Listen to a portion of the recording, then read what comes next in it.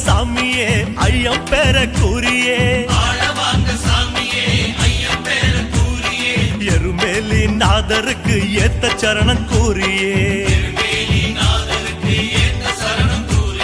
பேட்ட துள்ளி ஆடுதப்பா பெரிய சாமி, அதன் ஆட்டத்துல மயங்குதப்பா கன்னிசாமி. பேட்ட துள்ளி ஆடுதப்பா பெரிய சாமி, அதன் ஆட்டத்துல மயங்குதப்பா கன்னிசாமி.